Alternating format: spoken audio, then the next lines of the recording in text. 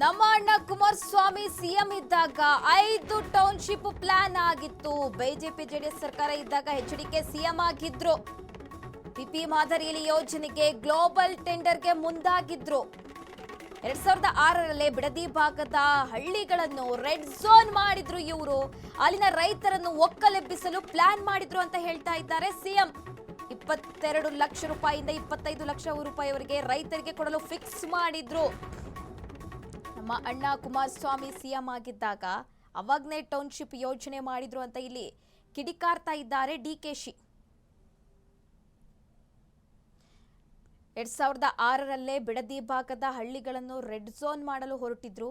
ರೈತರನ್ನು ಒಕ್ಕಲೆಬ್ಬಿಸುವ ಕೆಲಸ ಕೂಡ ಮಾಡಿದ್ರು. ಹಾಗೆ 22 ಲಕ್ಷ ರೂಪಾಯಿಯಿಂದ 25 ಲಕ್ಷವರೆಗೆ ರೈತರು ಕೊಡಲು ಫಿಕ್ಸ್ ಕೂಡ ಮಾಡಿದ್ರು. ಅವಾಗ್ನೇ ಟೌನ್ಶಿಪ್ ಯೋಜನೆ ಜಾರಿಗೆ ಬಂದಿತ್ತು. ಕುಮಾರಸ್ವಾಮಿ ಅವರು ಸಿಎಂ ಆಗಿದ್ದಾಗ ಆ ಸಂದರ್ಭದಲ್ಲೇ 5 ಟೌನ್ಶಿಪ್ಗೆ ಯೋಜನೆ ಮಾಡಿದ್ರು ಅಂತ ಹೇಳಿ ದಳಪತಿಗಳ ವಿರುದ್ಧ, ಕುಮಾರಸ್ವಾಮಿ ವಿರುದ್ಧ ಡಿಕೆಶಿ ವಾಗ್ದಾಳಿ ನಡೆಸಿದ್ದಾರೆ.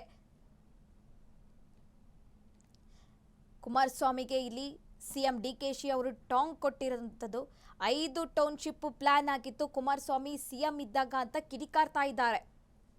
ಬದುಕಿಗೆ ಸೀಮಿತವಾಗಿದ್ದದೆ, ಯಾರಿಗೂ ಕೂಡ ತೊಂದರೆ ಕೊಡುವಂತ ಪ್ರಶ್ನೆ ಈ ಪೆನ್ನು ಪೇಪರ್ ಇಂದ ಬರುವುದಿಲ್ಲ.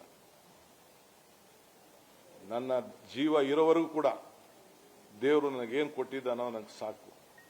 ನನ್ನ ಕುಟುಂಬಕ್ಕೆ ಏನು ನಮ್ಮ ನಿರ್ಧಾರ ಮಾಡ್ಕೊಳ್ಳೋ ಶಕ್ತಿ ನನ್ನ ಕುಟುಂಬದವರಿದೆ. ಈ ದೇಹ ಈ ರಾಜ್ಯದ ಜನತೆಗಾಗಿ ಮುಡುಪಾಗಿಡ್ತೇನೆ. ಒಂದು ಉತ್ತಮವಾದಂಥ ಆಡಳಿತವನ್ನು ಕೊಡಬೇಕು. ಈ ರಾಜ್ಯದಲ್ಲಿ ಒಂದು ಸಾಕ್ಷಿ ಗುಡ್ಡೆಯನ್ನು ಬಿಡಬೇಕು. ಪ್ರತಿ ಹಂತದಲ್ಲಿ ಪ್ರತಿ ದಿನ ಕೂಡ ನನ್ನ ಆಡಳಿತದಲ್ಲಿ ರಾಜ್ಯದಲ್ಲಿ ಸುಭಿಕ್ಷ ಆಗಿರಬೇಕು ಅನ್ನೋದು ನನ್ನ ಕರ್ತವ್ಯ ಮತ್ತು ನನ್ನ ಧರ್ಮ. ಆದ್ರಿಂದ ನಿಮ್ಮ ಆಲೋಚನೆ ನನ್ನ ಜೈಲು ಕಳಿಸ್ಬೇಕಂತ ಎಲ್ಲ ನನ್ನ ತಾಯಂದಿರಿಗೆ ಹೇಳ್ತಾ ಇದ್ದೀನಿ. ಬಿಡದಿ ಇರ್ಬೋದು, ರಾಮನಗರ ಇರ್ಬೋದು, ಬೆಂಗಳೂರು ದಕ್ಷಿಣ ಜಿಲ್ಲೆ, ಆ ಜಿಲ್ಲೆ ಬೆಂಗಳೂರು ಜಿಲ್ಲೆ, ಅದು ಬೆಂಗಳೂರು ಜಿಲ್ಲೆ, ಆ ಹೆಸರು ಇವತ್ತು ಟೌನ್ಶಿಪ್, ನಾಳೆ ಏರ್ಪೋರ್ಟ್ ಇರ್ಬೋದು. ಈಗ ಬಿಡದಿ ಯಾಕೆ ಮಾಡಿದ್ರಿ? ಬಿಡದಿ ಟೌನ್ಶಿಪ್ ಏನಕ್ಕೆ ಅವಶ್ಯ ಇತ್ತು ನಿಮಗೆ? ರೈತರ ಬಗ್ಗೆ ಇಷ್ಟು ಪಾಪ ಮಾತಾಡ್ತಾ ಇರೋರು, ಪಾಪ ಅವರೆಲ್ಲ ರೈತರಲ್ವೇ ಅವರು? ಈಗ ಇಂಡಸ್ಟ್ರಿಯಲ್ ಟೌನು ಏನು ಈಗಲ್ಟನ್ ಸುತ್ತಮುತ್ತಲ ಏನು ಬಿಡದಿ ಟೊಯೋಟಾ ಫ್ಯಾಕ್ಟ್ರಿ ಇವೆಲ್ಲ ಸುತ್ತಮುತ್ತಲು ಬಂದಿದೆಯಲ್ಲ, ಆ ಕೇತ್ಕಾನಹಳ್ಳಿ ನಾವು ಸೇರ್ಸ್ಕೋಬೋದಾಯ್ತಲ್ಲ ಇಂಡಸ್ಟ್ರಿಯಲ್ ಟೌನ್ಶಿಪ್ಗೆ. ದೇವಗೆರೆಗೂ ಸೇರ್ಸ್ಕೋಬೋದಾಯ್ತಲ್ಲ ಎಲ್ಲ. ಇದು ನಾನು ಮಾಡೋದ್ನ ಈ ರಿಯಲ್ ಎಸ್ಟೇಟ್ ದಂಧೆ ಅಣ್ಣ ಅಪ್ಪಾಜಿ? ಯಾರು ಇದನ್ನ ಮಾಡಿದ್ದು? ಯಾರಿಗೆ ಇದನ್ನ ಹೇಳ್ತಾ ಇದ್ದೀರಿ ನೀವು? ಯಾವ ಹೋರಾಟ? ಎಲ್ಲಿ ರೈತರು? ಯಾವ ರೈತರು? ಯಾರು ನಿಮ್ಮ ಬದುಕಿಗೆ, ರಾಜಕಾರಣ ಬದುಕಿಗೆ ಯಾರು ನಿಮಗೆ ಶಕ್ತಿಯನ್ನು ಕೊಟ್ಟರು?